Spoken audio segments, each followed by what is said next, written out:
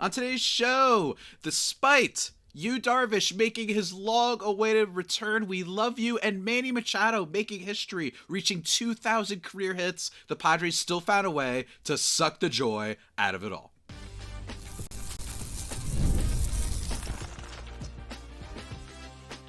You are Locked On Padres, your daily San Diego Padres podcast. Part of the Locked On Podcast Network, your team every day. Greetings, ladies and gentlemen, and welcome to another edition of Locked On Padres podcast, which is part of the Locked On Podcast Network, your team every day for Tuesday, July 8th. As always, I'm your host with not always the most, Javier Reyes, and I've been covering the team for almost 6 years now, not just for this podcast, but also various other outlets, including justbaseball.com, a great website, chief among them.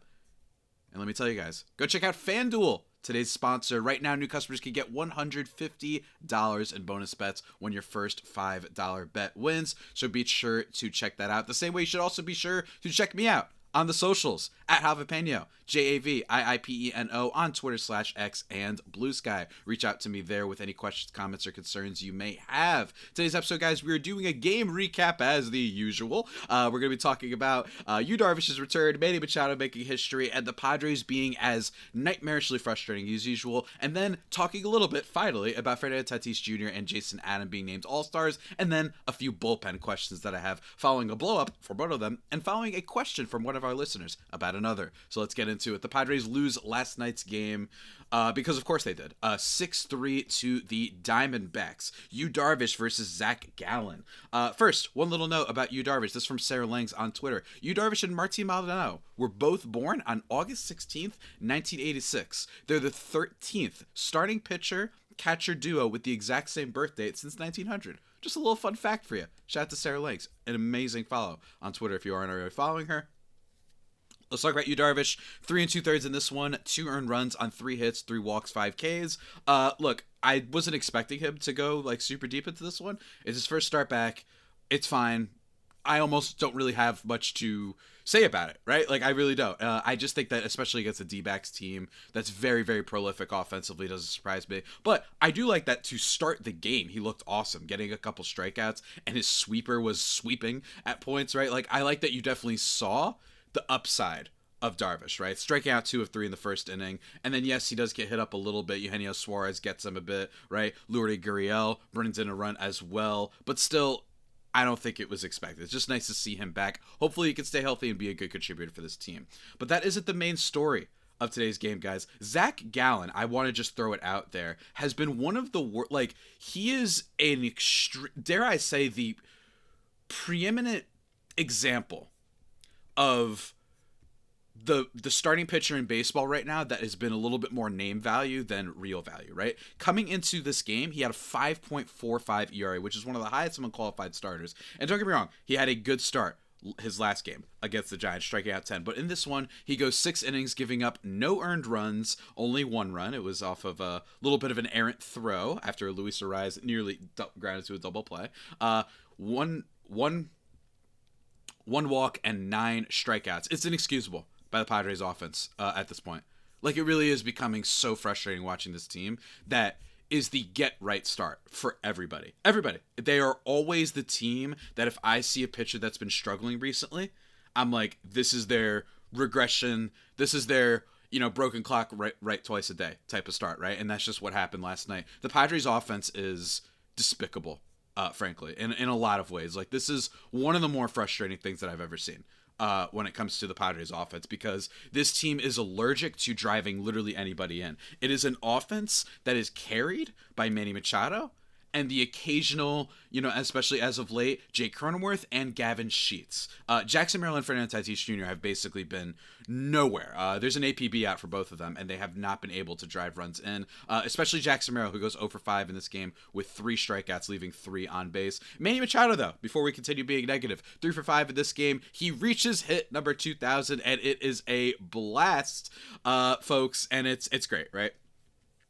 Gets 3 hits in this one. The 2000th hit is actually like bounces off the glove and whatnot, and then the 1999 hit was actually 111 miles per hour, just absolutely smashed it. Really amazing stuff. I mean, history. What can you say, right? 5th active member of the 2000 hits club.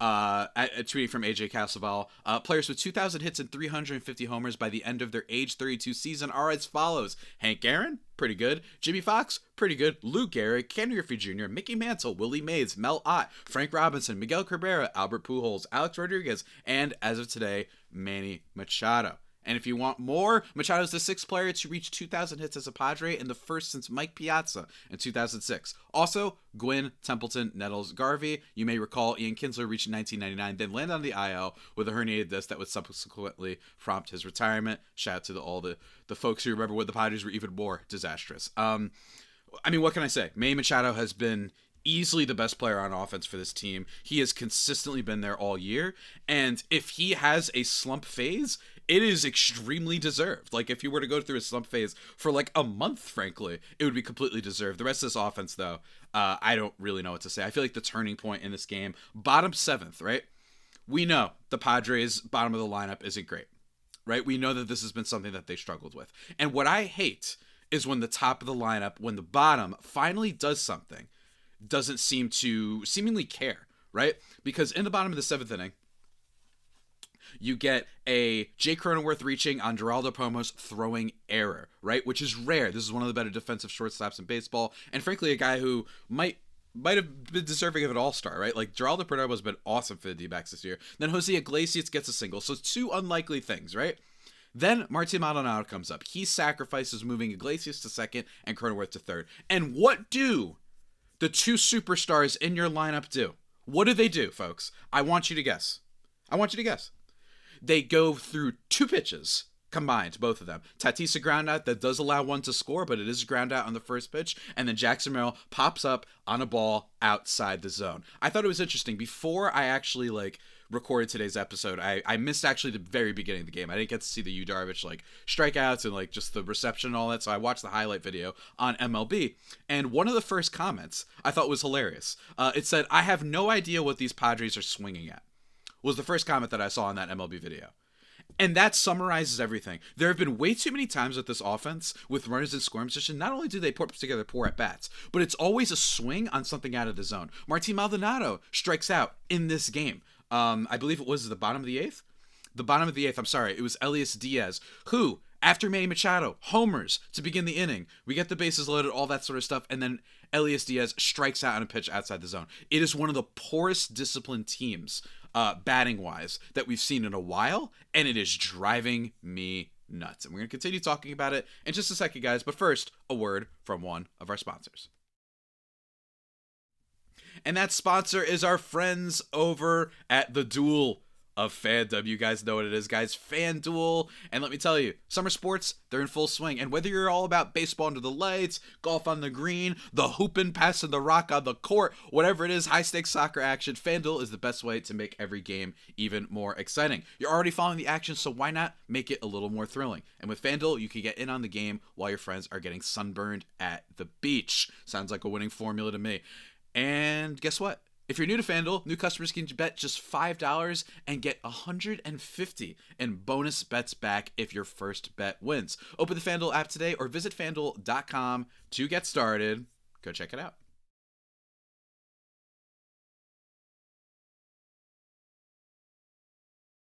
And just like that, everybody, we are back thriving and vibing here on the second segment of today's Locked On Padres. Remember, you can go follow me on Twitter/X and Blue Sky with any questions, comments, or concerns at Javipeno, JAVIIPENO.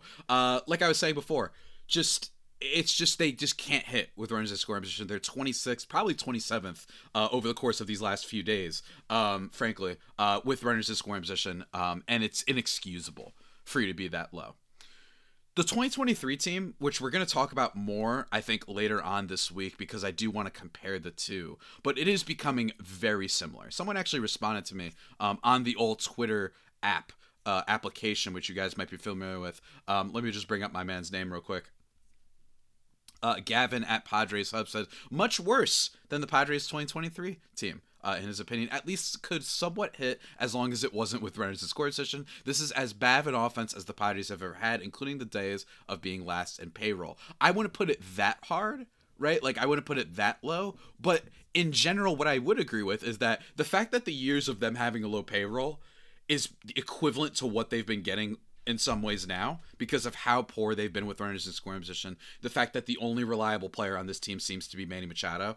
It's just so frustrating, right? And it's dumb because, look, was I very not low on the Padres this year, but I was a little bit down on them. I thought they'd be good when 87 games would miss the playoffs. But I did not think, because although I did think that they were so astronomically good with runners in scoring position last year and in high leverage situations, I did think they would regress, especially considering you lost Jerickson Profar, you lost the Higashioka season, and you lost Donovan Solano, right?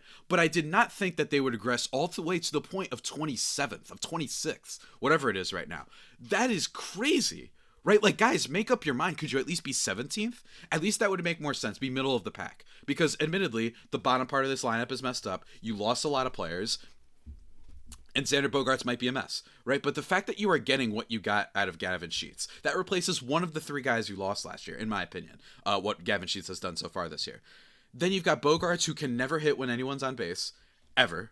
And frankly can't hit as much in general, as we've discussed a lot on the show. And then you've got Tatis and Merrill, who refuse to do anything, right? And don't get me wrong, I understand that Tatis actually, like, had an overall, like, not a horrible game, right? Because he actually got on base. I appreciate that, right? Tatis 0 for 3 in this one, but he does get an RBI, 2 walks, right? That's cool.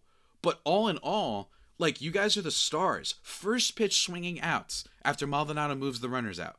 And they're not on pitches in the zone. In the bottom of the 8th inning, we get the Manny Machado solo shot, right? He's already done enough today.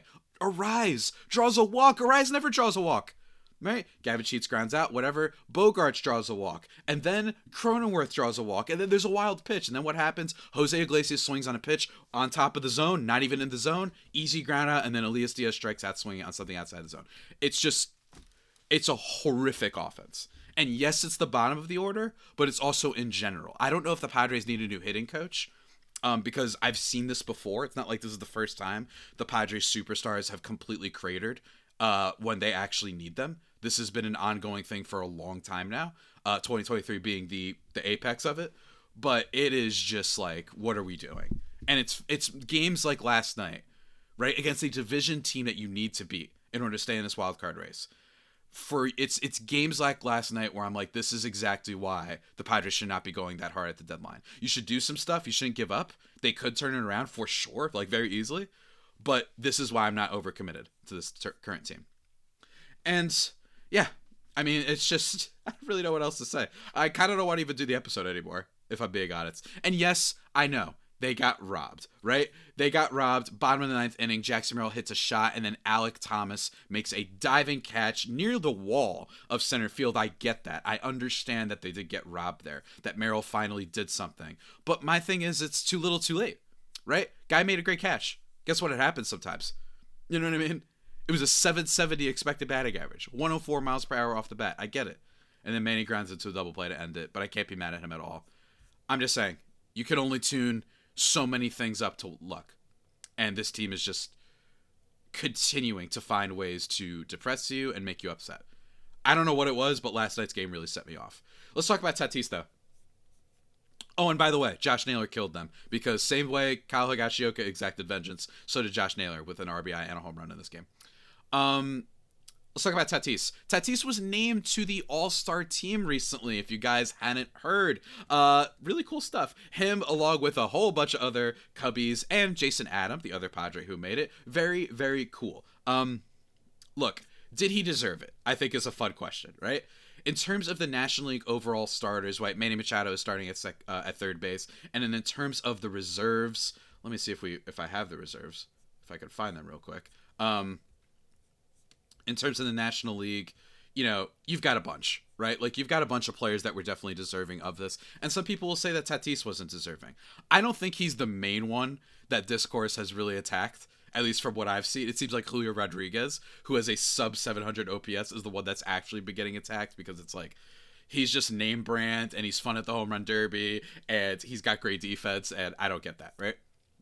I don't think that he should have been named an all-star. But again, this is still a player that overall, if you go by wins above replacement, has been very good, right? In terms of the leaders this year in Major League Baseball in wins above replacement, Fernando Tatis Jr. is 10th, right? And that's higher than someone like Corbin Carroll, right? Corbin Carroll got a little bit hurt. I understand that. You know, right? I mean, he's played 13 less games, but I'm just saying he's played a good season.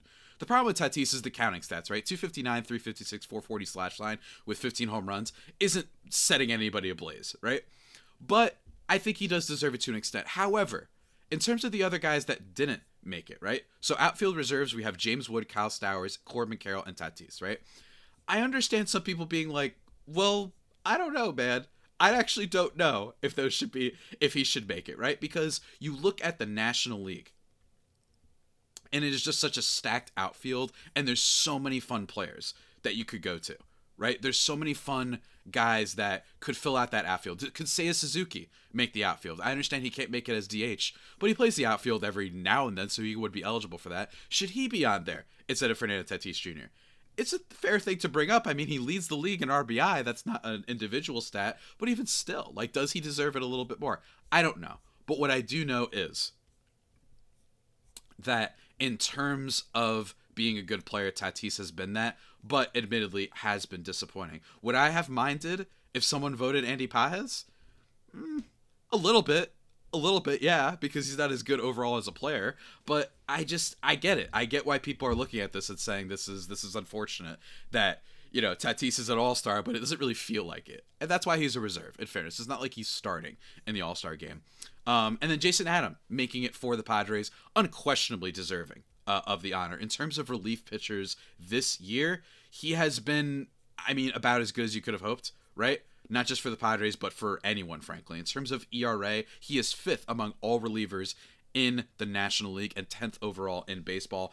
I mean, he's been great. He's exceptional. Only Randy Rodriguez, Chris Flexen, Dennis Santana, and Eric Miller have been better. 4, like, random names, by the way. Like, not the guys that you're used to hearing. So that's strange, but congrats to both of them.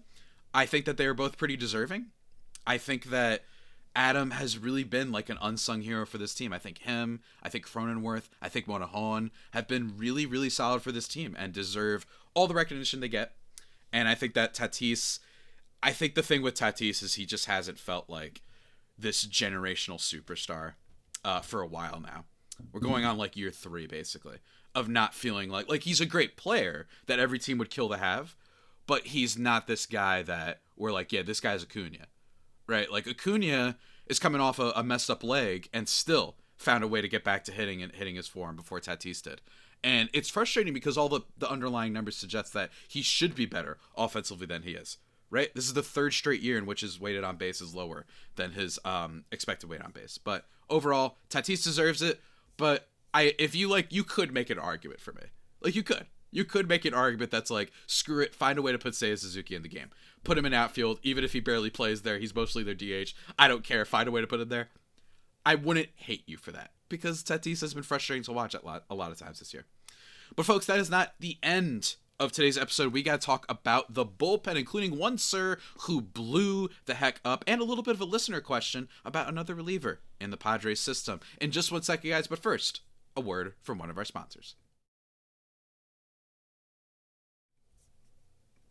It's time, folks, for me to take a second to talk to you about something that you need, because if you're running a business, you know that every missed call is money left on the table. Think about the last time you had a service emergency, like a burst pipe, or, I don't know, an exploding radiator. I don't know what it is, but whatever it is, if the first plumber didn't answer, did you wait? No, you called the next one. And that's why having a reliable business line is so important, and that's why you need Open Phone. Open Phone is the #1 business phone system that helps you streamline and scale customer communication, all from an app on your phone or computer. And if you juggle 2 phones just to keep business and personal calls separate, Open Phone solves that instantly. There's no more, customers respond like a shared inbox. Who is it that's handling this, right? Don't worry about that. It's fantastic, guys. Open Phone is also offering Locked On Padres listeners 20% off your first 6 months at openphone.com/LockedOnMLB. That's Openphone, OpenPhone.com/LockedOnMLB. And if you have existing numbers with another service, don't worry. Open Phone will port them over at no extra charge. Open Phone, no missed calls, no missed customers. Go check it out.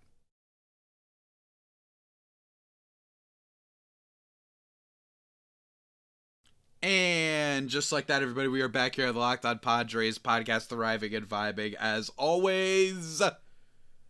Let me tell you, though, you know who's not thriving and vibing? Yuki Matsui, who I have not talked about in this game, gives up 2 earned runs. Him and Wandy Peralta both, by the way. Because why not? Right? Like, why not? But I still don't blame them. I don't care. I need this offense to actually, if your players are getting paid $50 bajillion, I need them to do better than swinging at first pitches outside the zone. I'm sorry. Like, I just need the offense to do something before I start getting really mad at a bullpen blow up when you were already down. All right, and that's what happens here. Especially when, by the way, they were the only reason you won Sunday's game. And frankly, half the time, they're the only reason you win games at all. So shouts to the bullpen. I know I've been critical of them because they have been bad ever since May in high leverage situations. Like, that is something that needs to be talked about. And Yuki Matsui gives up a shot in this game, and he's been super frustrating. He had a 3 ERA in the middle of June.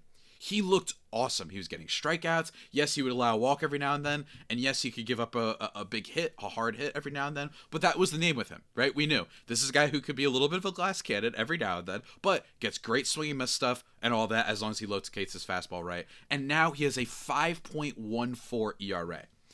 This man, let me give you his last appearances. Since he struck out 1 and walked 1 against the Dodgers, it kept his ERA at 3. He then went on to face the Dodgers for 1 out and get the save back on June 19th. And then he gave up 3 earned runs in 1 1/3 against Washington, 4 earned runs in 1 inning against the Reds, a run in just 2/3 against the Phillies, no runs against the Rangers in 2/3. And then in 1 1/3 gives up 2 earned runs to the D-backs. He's just been getting absolutely torched for way too long now. Will it come back down? Of course it will. All right. I don't think he's this bad of a pitcher or anything like that. But I am really getting tired of Yuki being just the least trustworthy pitcher in this Padres bullpen. And they use him in high leverage situations, don't get me wrong. But now, all his stuff, I just look at him and say, he's the epitome of either giving up a shot or getting a strikeout. That's it. That's what he does. Strikeout rate this year, he's at 25%. But he also walks 11% of batters. That's not good. And his hard hit rate stuff is not good either. He's in the 39th percentile in hard hit rate and 22nd percentile in barrel rate. Average exit velocity, 15th percentile. But he does get a lot of whiffs, right? That's the thing that I hate about Yuki Matsui is he gets guys to chase. You look at the numbers on his outside pitches, and they're good, right? But then I look at everything overall, and he's just giving up hits at the wrong time. His slider has been really bad this year.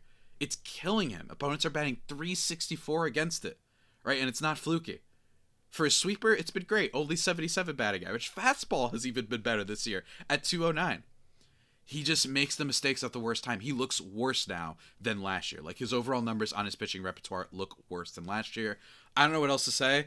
It's just frustrating, right? And Wandy Peralta was a guy that looked like, hey, he's improving a little bit. He's better than he was last year. At least he might not be a zero-sum. Well, no, not anymore. He was just playing, just kidding, for the first month of the season, right? So, really hate it. Hate watching it. It stinks.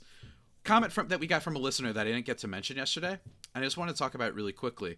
From Tony Sue says, we got a glimpse at another great minor league talent, Eduarniel Núñez, who made his debut recently. Wow, did the Padres give him a major league audition because he's getting ready to contribute at the big league level, or is he being displayed as trade bait? In any case, he's currently a relief pitcher with good control that touches 100 miles per hour with his fastball and throws a decent slider too. He wasn't wild and threw all his pitches in or just outside the strike zone. His walks were on full counts, which showed he was battling and didn't just lose himself and go on a crazy wild streak. His main problem was lousy and unimaginative pitch selection. Although he showed he could pitch to different parts of the strike zone, that was only from one player to another. During each at-bat, he didn't show he knew how to set up a batter, instead threw every pitch at a small area I assume the scouting report says is the batter's vulnerability. The problem, of course, is that these are big leaguers who, unless the target is low and away, will notice when the pitcher is doing and punish such lack of imagination. Núñez looks like another Andres Muniz or Morejon, but even greener than Morgan. So, very high on this. There's a couple reasons I want to bring this up. Because, number one, what I love about this Padres team is the bullpen, like all the relief pitching factory stuff, has been really great with them, right? Like, they just churn out these guys. Morgan, I hadn't heard of really before this year. Then he changed his arm slot. He started throwing higher, a couple ticks higher on the velo, and he's been great. The Padres bullpen is awesome. And I bring up Núñez as well as Tony Sue's commentary on him, which, all right, is he Andres Muniz? I don't want to start assuming, right, that guys are elite level relief pitchers after like 2 outings, right? I just think it could be a little bit lazy, a little bit too overzealous, but I just think that this Padres bullpen has a lot of good quality pieces. And while, yes, they have really frustrating moments, like Yuki Matsui forgot how to pitch over the last, 2 weeks. He just refuses now because that's what's happening. Wandy Peralta can be frustrating, and they have been bad in high leverage, with the exception of Monahan, right? I get that. But overall, the talent is just there, so I really wouldn't mind if they do decide to move one of their relievers as part of a package for a piece. I wouldn't mind it. I don't want them to necessarily completely do that because it is the strength of this team. It is the only reason you're winning, right? But if you think that you can make a spark, if you could grab a left fielder, if you could grab Harrison Bader, if you could grab anyone, I don't care who it is at this point, to be left field, that would be great. But I do think it is worth mentioning, before we close out today's episode, that, I need more from superstars. I just do. I need more, and this has been the story for the Padres since I've basically been covering them, right? These guys who are getting paid the most are not playing like guys who should be getting paid the most. You still have to. I'm not necessarily saying I regret every deal they've given, but in 2021, it was the fact that Manny Machado never quite got hot, right? And Tatis kept getting hurt, right? That's what we kind of saw there. Fine, whatever.